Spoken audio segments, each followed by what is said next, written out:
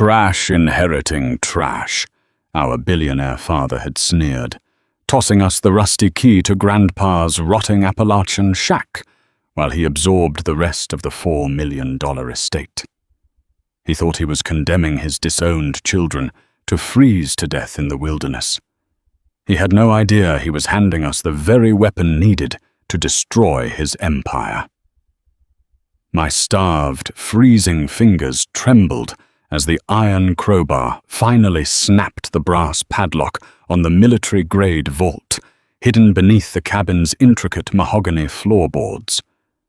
Ancient dust swirled, revealing a velvet pouch of gold, and a stack of crisp, perfectly preserved arson receipts bearing my father's signature. If you had told me a year ago that my survival would depend on a dilapidated, off-the-grid shack in the Appalachian Mountains, I would have called you insane. But desperation has a funny way of rewriting your reality. My name is Juliet. My brother, Ronald, and I were born into the Hastings family, a name that means a lot if you're swimming in the high-stakes commercial real estate circles of Boston. Our father, Richard Hastings, built an empire on ruthless acquisitions and corporate bullying. To him, family wasn't a bond. It was a business asset. You either fell in line and contributed to the bottom line, or you were a liability. Ronald and I were liabilities. Ronald had the audacity to drop out of his Ivy League law program to pursue architectural preservation, entirely rejecting Dad's corporate development firm. I lasted a bit longer working in Dad's acquisitions department until I found out he was illegally strong-arming elderly tenants out of a rent-controlled building in South Boston. When I threatened to blow the whistle to the City Housing Authority, my own father didn't just fire me, he annihilated me. Within 48 hours, our trust funds were legally dissolved. My father's lawyers froze my bank accounts under the guise of an embezzlement investigation, a complete fabrication, but one that tied up my funds indefinitely. Our mother, Diane, a woman whose entire personality was dictated by her country club status, stood by silently and blocked our phone numbers. We were officially disowned, cast out, erased from the Hastings legacy. The descent into poverty was brutal and blindingly fast. By November, Ronald and I were living out of his battered 2008 Honda Civic. We parked in well-lit Walmart parking lots, taking turns sleeping while the other kept watch. We ate dry ramen noodles because we had no way to boil water. The bitter New England cold seeped into our bones, and the psychological weight of knowing our own parents had orchestrated our ruin was suffocating. We were drowning, and no one was coming to throw us a lifeline. Then, 3 days before Thanksgiving, my burner phone buzzed. It was an unknown number. "Is this Juliet Hastings?" a dry, raspy voice asked. "This is Gregory Harrison, attorney at law. I was the legal counsel for your grandfather, Aidan Hastings. I regret to inform you that he passed away earlier this week." Grandpa Aidan. I hadn't seen him since I was 10 years old. He was my father's dad, but the two of them had a catastrophic falling out decades ago. Grandpa Aidan had retreated to the woods of North Carolina, becoming a recluse. My father always told us Aidan was a paranoid schizophrenic who drank himself to death, a stain on the family name that we were never to mention. "I am executing his will tomorrow," Mr. Harrison continued. "Your presence is required." We scraped together enough change for gas and drove to the lawyer's office in downtown Boston. When we walked into the polished mahogany conference room in our unwashed clothes and worn-out coats, the disgust in the room was palpable. My father, Richard, was there, wearing a bespoke suit that cost more than my college tuition. My Uncle Thomas sat beside him, sneering openly. They didn't even look us in the eye. Mr. Harrison cleared his throat and began reading. Grandpa Aiden's estate was surprisingly substantial, nearly $4 million in liquid assets and stocks. My father and uncle practically salivated, and true to form, they got it all. The money, the stocks, the vintage cars. And to my grandchildren, Juliet and Ronald, Mr. Harrison read, his voice dropping an octave. I leave the property located at 414 Black Mountain Ridge, North Carolina. The deed and everything within the cabin's walls is yours. May it serve you better than it served me. Uncle Thomas let out a cruel, barking laugh. The old man's hoarder cabin, outstanding. You two finally have a home. My father stood up, buttoning his suit jacket. He finally looked at me, his eyes dead and cold. You should sell it for scrap wood, Juliet. It's fitting.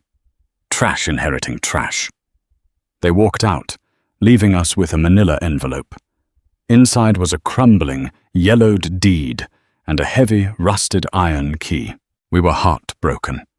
We had hoped, irrationally, for a few $1,000s, just enough to get an apartment and a warm meal.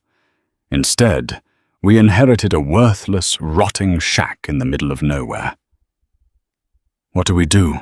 Ronald whispered, staring at the key. I looked at him, seeing the dark circles under his eyes, the way his cheekbones jutted out from starvation.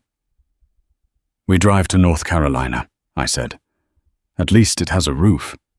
At least it's ours. The drive to Black Mountain took almost 20 hours. The Civic sputtered and choked up the steep, winding Appalachian roads. As we climbed higher into the mountains, the cell service dropped to 0. The towering pines seemed to close in around us, casting long, skeletal shadows across the cracked asphalt. We finally turned onto an unmarked dirt road that had been severely washed out by recent storms. We had to abandon the car a mile out and hike the rest of the way, carrying what little we owned in trash bags. When we finally saw the cabin, my heart sank into my stomach. It was worse than Uncle Thomas had described. It sat in a dark clearing swallowed by overgrown thorny vines. The wood was black with rot, the porch roof sagging like a broken jaw. The windows were caked in decades of grime, and strange, crude symbols were carved deeply into the heavy oak front door. It didn't look like a home. It looked like a place where terrible things happened. I shoved the heavy iron key into the lock. It took both Ronald and me throwing our shoulders against the wood to get the door to groan open. The smell hit us instantly.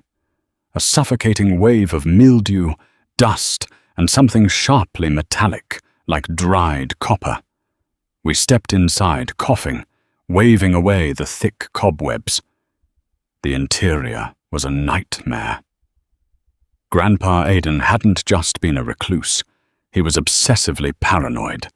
The walls were lined with floor-to-ceiling shelves, completely crammed with jars of screws, old newspapers dating back to the 1980s, and bizarre rusted mechanical parts. But what made the hairs on the back of my neck stand up were the windows. Every single one had been boarded up from the inside with heavy steel plates. "What was he hiding from?" Ronald muttered, shining his dying phone flashlight across the room. "Or what was he trying to keep inside?" I replied, shivering.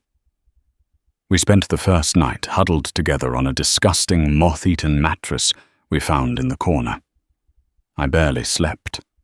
The cabin groaned and settled in the wind, sounding like footsteps pacing just outside the walls. Several times, I thought I heard a low, rhythmic scratching coming from beneath the floor, but I convinced myself it was just raccoons. The next morning, driven by gnawing hunger and a desperate need to make the place livable, we started clearing out the trash. The plan was to find anything of remote value, an antique lamp, old tools, and pawn them in town to buy groceries. By mid-afternoon, we were exhausted and covered in black dust. Ronald was clearing a stack of heavy wooden crates in what looked like a makeshift study when he suddenly stopped. "Juliet, come here," he called out. His voice was trembling. I rushed over. Ronald was pointing at the floor where the crates had been. The floorboards here were different from the rest of the cabin. They weren't rotting pine. They were thick, polished mahogany, laid down in an intricate, almost seamless herringbone pattern. But that wasn't what caught Ronald's attention. In the center of the mahogany boards was a small, perfectly circular indentation, barely the size of a dime, and the wood around it was severely scratched, as if someone had spent years prying at it. "Hand me that crowbar," I said, my pulse suddenly racing. Ronald passed me a rusted iron pry bar we had found in the kitchen. I wedged the flat edge into the microscopic seam between the mahogany boards and leaned my entire body weight onto it. The wood groaned, resisting fiercely until finally crack. A section of the floor, about 3 feet wide, popped upward. We scrambled to our knees, grabbing the edges of the heavy wood and heaved it aside. A cloud of ancient dust billowed up, stinging our eyes. We waved it away, peering into the dark cavity beneath the floor. It wasn't a crawl space. It was a perfectly square, concrete-lined vault, and sitting in the center of it was a massive, military-grade steel lockbox. It was pristine, completely untouched by the dampness and rot of the cabin. Stenciled on the top in faded yellow paint were the letters, "A Hastings in case of the wolves." My hands shook as I reached down and gripped the handle. It was incredibly heavy, taking both of us to lift it out of the vault and drag it onto the floor. It was secured by a heavy brass padlock. "Stand back," Ronald said. He raised the iron crowbar high above his head and brought it down violently on the padlock. Sparks flew. He hit it again and again, adrenaline fueling his starved muscles until the brass shackle finally snapped with a sharp ping. We looked at each other, barely daring to breathe. Slowly, I unlatched the heavy steel clasps and flipped the lid open. Inside, there was no dust. It smelled faintly of cedar and old paper. Neatly stacked on the left side were thick, bound leather journals, their spines worn from use. In the center lay a velvet pouch, heavy and clinking with what sounded like metal. But it was what lay on the right side that made my blood run instantly cold. It was a stack of legal documents, crisp and perfectly preserved. On the very top was a notarized contract bearing the unmistakable, aggressive signature of our father, Richard Hastings. Attached to the contract was a series of black and white photographs.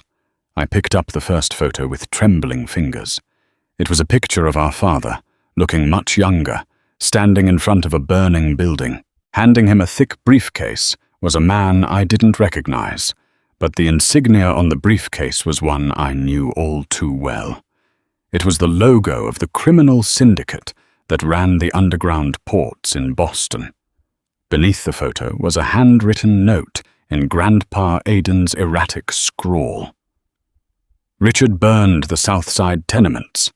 He killed those people for the insurance money, to start his empire. The proof is all here. If he ever comes for the kids, use this to destroy him. Ronald snatched the velvet pouch and dumped its contents onto the floor. Dozens of heavy, gleaming gold Krugerrand coins spilled out, rolling across the dusty wood. There had to be at least $100,000 in gold alone. We weren't just given a cabin. Grandpa Aiden had given us a war chest, and he had handed us the very weapon we needed to tear down the man who had destroyed our lives. For a long time, neither of us moved. The heavy gold coins lay scattered across the dust of the rotting floorboards, gleaming in the harsh beam of Ronald's phone flashlight. But it wasn't the gold that held me captive. It was the chilling reality of the black and white photographs and the stark, undeniable proof of our father's monstrosity. Richard Hastings wasn't just a ruthless corporate shark. He was a murderer. "The South Side tenements," Ronald whispered, his voice cracking as he picked up one of the brittle newspaper clippings Grandpa Aidan had saved. "Juliet, I remember this.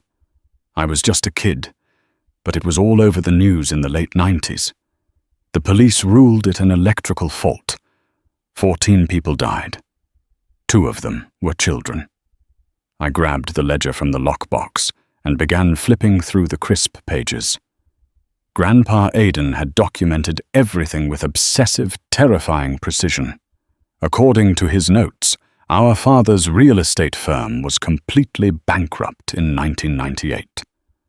Desperate for capital, Richard took out a massive, heavily inflated insurance policy on the dilapidated tenement buildings he owned in South Boston. 3 weeks later, they burned to the ground. The journals detailed how Aidan discovered the truth. He found the payoff receipts to a known syndicate arsonist named Declan O'Rourke. When Aidan confronted his son, threatening to go to the authorities, Richard didn't beg for forgiveness. Instead, he looked at his father and promised that if Aidan ever breathed a word to the police, Juliet and Ronald, who were just toddlers at the time, would suffer a tragic, fatal accident. To protect the children, I became a ghost, Aidan's handwriting read. The ink pressed so deeply into the page, it nearly tore the paper. I took the evidence and fled to the mountains. I have lived like a rat in the walls, waiting for the day Richard's greed would finally sever his ties with my grandchildren. The day he throws them to the wolves is the day this box must be opened. Tears, hot and furious, streamed down my face. My father had painted our grandfather as a paranoid, drunken lunatic to discredit him, ensuring no one would ever believe a word he said if he resurfaced. Grandpa Aidan sacrificed his entire life, his reputation, and his sanity to keep us alive. And now, from beyond the grave, he was handing us the sword. "We need cash," I said, wiping my face, my sadness instantly hardening into an icy resolve. "We can't fight a billionaire while starving in a rotting cabin. We take a few of these coins into town tomorrow. We get money, we get technology, and we hire a shark of our own." The next morning, we drove the sputtering Civic into downtown Asheville. We found a high-end estate jeweler owned by a stoic man named Wyatt Brooks. We presented 3 of the gold Krugerrands.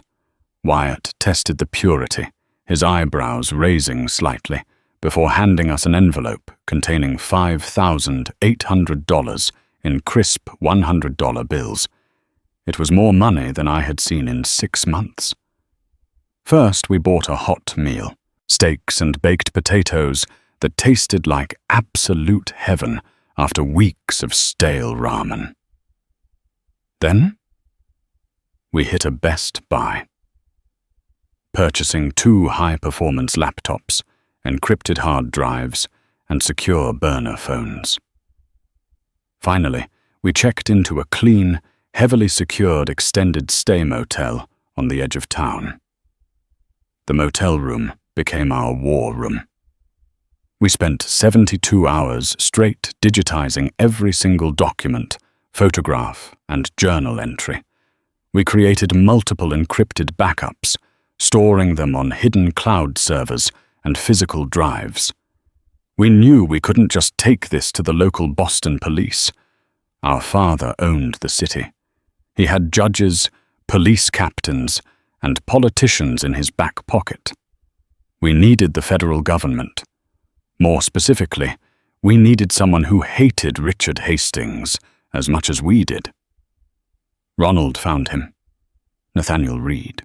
Nathaniel was a former federal prosecutor who had gone into private practice after a political scandal orchestrated entirely by our father's lobbying firm forced him out of the U.S. Attorney's office. Nathaniel had a reputation as a brilliant, relentless bulldog with a massive axe to grind against Boston's corporate elite. I called his private office line on a Tuesday morning. "Mr. Reed," I said when he answered, "my name is Juliet Hastings, Richard Hastings' disowned daughter." There was a long pause on the other end. "I know who you are, Miss Hastings. It's public knowledge your father cut you off. If you're calling for a handout or a pro bono lawsuit to get your trust fund back, you've got the wrong number." "I don't want my trust fund, Mr. Reed," I replied, my voice dead calm. "I want to hand you the physical proof that Richard Hastings ordered the 1998 Southside tenement fires. I have the arsonist's payoff receipts, the original insurance fraud documents, and photographic evidence. I am handing you the head of the man who ruined your career on a silver platter. Are you interested?" The silence that followed was deafening. Finally, Nathaniel spoke, his voice dropping to a low, dangerous whisper. "Where are you?" 3 days later, Nathaniel Reed's private charter touched down at a small regional airport in North Carolina. When we brought him back to the motel and laid the original yellowed documents, the stenciled lockbox, and the stacks of Grandpa Aiden's leather-bound journals across the cheap laminate table, the veteran lawyer physically stumbled. He had to pull out a chair and sit down, his eyes wide behind his wire-rimmed glasses. For nearly 2 hours, the room was dead silent save for the rustling of brittle paper. Reed scrutinized the black and white photographs of our father standing with Declan O'Rourke, tracing the syndicate insignia with a trembling finger. He read the payoff ledgers, cross-referencing the dates with his own encyclopedic memory of the 1998 Southside tenement fires. "I chased this ghost for 15 years, Nathaniel finally muttered, removing his glasses and rubbing his face. He looked exhausted, yet practically vibrating with adrenaline. "I knew Richard was dirty. The whole U.S. Attorney's office knew it. But we could never pierce his corporate veil. He insulated himself with shell companies and fall guys. But this isn't just a smoking gun. Juliet, this is a nuclear warhead. Your grandfather kept a shadow ledger of the devil himself." "So how do we deploy it?" Ronald asked, leaning against the doorframe, his arms crossed over his chest. "We can't just hand this to the Boston PD. Half the precinct captains have offshore accounts funded by his real estate firm." Nathaniel looked up, a predatory, terrifying smile spreading across his face. "We don't go anywhere near the local authorities or the state judges. I am taking this directly to the FBI's racketeering and organized crime division in Washington. But Richard is a flight risk. If he catches even a whisper of an investigation, he'll shred his hard drives, board his Gulf Stream, and vanish into a non-extradition country. We need to trap him in public, inescapably." "Next Friday," I said, pulling up the Boston Herald's website on my laptop. "The Boston Chamber of Commerce is hosting their annual gala at the Copley Plaza Hotel. Dad is the guest of honor. He's receiving the Philanthropist of the Decade Award. The mayor will be there, the governor will be there, and every major news network in New England will be broadcasting the speeches live." "It's poetic," Nathaniel said, snapping the titanium briefcase shut over the documents. "You two need to go shopping. We're going to a party. We used a fraction of the gold money to arm ourselves for battle. We weren't just buying clothes, we were buying psychological armor." Ronald purchased a tailored, razor-sharp charcoal suit that made him look every bit the formidable Hastings heir. I found a striking floor-length emerald silk gown that commanded attention. We washed away the grime of the mountain, the smell of the rotting cabin, and the exhaustion of homelessness. When we looked in the mirror, we looked like the elite we were raised to be. But beneath the silk and wool, our hearts beat with the cold, calculated rhythm of pure vengeance. The night of the gala, the Copley Plaza ballroom was a sickening display of opulent hypocrisy. It was a sea of crystal chandeliers, casting golden light over Boston's wealthiest predators, the air thick with the scent of expensive perfumes and the clinking of champagne flutes. Ronald and I walked through the heavy brass doors, flanking Nathaniel Reed. The moment we stepped onto the imported rugs, the room seemed to shift. Whispers rippled through the crowd like a wave. People recognized us instantly. The disowned children, the pariahs who had been publicly scrubbed from the family dynasty, had dared to return to high society. Across the cavernous room, standing on a raised, velvet-draped dais with the mayor of Boston, was our father. Richard Hastings looked perfectly in his element, holding a glass of 20-year-old Scotch, laughing confidently at a joke the governor had just made. Beside him stood Uncle Thomas, checking his Rolex, and our mother, Diane, dripping in diamonds that were paid for in blood. The mayor tapped the microphone, calling for silence.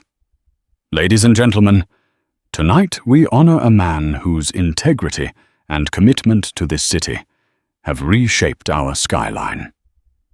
Richard's eyes swept the crowd, soaking in the adoration. And then his gaze locked onto us. The smug, invincible smile vanished from his face instantly. The color drained from his cheeks, leaving him looking sickly and pale under the stage lights. He leaned down, whispering frantically to his head of security, but before the massive men in earpieces could even move toward us, the grand ballroom doors violently blew open. Over 30 federal agents, wearing heavy tactical gear and dark windbreakers, bearing the bright yellow letters FBI, flooded the room. They moved with terrifying, synchronized precision, immediately securing every exit. The orchestra abruptly stopped playing mid-note. The terrified gasps of the elite echoed through the hall. Special Agent in Charge, Sarah Jenkins, a no-nonsense woman with steel-gray hair and a deeply commanding presence, marched directly down the center aisle, her eyes fixed on the stage. "Richard Hastings," Agent Jenkins's voice boomed over the stunned, breathless silence of the ballroom. "You are under arrest for federal racketeering, massive insurance fraud, conspiracy to commit murder, and 14 counts of murder in the first degree." My father's jaw slacked. The crystal glass slipped from his fingers, shattering loudly against the microphone stand. For the first time in my life, the untouchable, tyrannical titan of Boston real estate looked utterly terrified. "This is absurd!" he roared, his voice cracking as he tried to regain control. "I demand to know who authorized this absolute circus. I will have your badge, Jenkins." I stepped forward from the crowd, leaving Ronald and Nathaniel behind. I walked right up to the edge of the dais, standing shoulder to shoulder with Agent Jenkins. I looked my father dead in his panicked, wide eyes. "Grandpa Aiden says hello," I said, making sure my voice carried over the dead silence, echoing directly into the microphones of the press corps. Something inside Richard broke. His face twisted into an ugly, feral mask of sheer rage. He lunged at me off the stage, his hands reaching for my throat, but he never made it. 2 federal agents tackled him mid-air, slamming him face first onto the polished marble floor. The heavy metallic click of cold steel handcuffs snapping around his wrists was the most beautiful symphony I had ever heard. Panic erupted. Uncle Thomas realized what was happening. He shoved past the mayor, knocking the podium over, and sprinted toward the kitchen service doors, desperately trying to flee. But Grandpa Aidan's journals had been incredibly thorough. They detailed exactly how Thomas had laundered the arson money through offshore shell companies. 3 agents intercepted Thomas before he even made it past the ice sculptures, slamming him into the wall and cuffing him. My mother stood frozen on the stage, her hands covering her mouth in horror. She looked down at me, tears streaming down her face, pleading silently for me to help her. I felt absolutely nothing. No pity, no sorrow. She had chosen her side of the war a long time ago. Over the next 6 months, the Hastings Empire was completely, ruthlessly dismantled. The federal trial was the media spectacle of the decade. Faced with the overwhelming, irrefutable evidence perfectly preserved in the concrete vault of that creepy mountain cabin, Richard's high-priced lawyers were powerless. Richard and Thomas Hastings were found guilty on all 42 federal charges. The judge sentenced them both to consecutive life sentences in a maximum security federal penitentiary without the possibility of parole. The government seized the corporate empire, liquidating its massive portfolio to pay tens of millions of dollars in reparations to the surviving families of the victims who perished in the Southside fires. As for Ronald and me, the federal courts officially invalidated the documents that had stolen our trust funds, recognizing them as products of illegal extortion. Millions were returned to our names, but we didn't want a single dime of the dirty Hastings money. We donated the entirety of our trusts to affordable housing charities and community defense funds in South Boston. We kept only one thing: the heavy velvet pouch of gold Krugerrands Grandpa Aidan had left us. We returned to the quiet, towering pines of North Carolina. Using the gold, Ronald designed and hired a local crew to restore the property on Black Mountain Ridge. We tore down the rotted wood, removed the paranoid steel plates, and built a stunning, light-filled timber frame home over the original foundation. But in the center of the study, we kept the intricate herringbone mahogany floorboards exactly as they were. They remained a permanent, beautiful reminder of the man who sacrificed everything to protect us from the shadows. We had been disowned, cast out, and left to die in the freezing cold by the people who were supposed to love us. But Grandpa Aidan's secret had given us something Richard Hastings could never buy, steal, or destroy: our complete and total freedom. We weren't the outcasts of the Hastings family anymore. We were its survivors. And that is the true power of a family secret.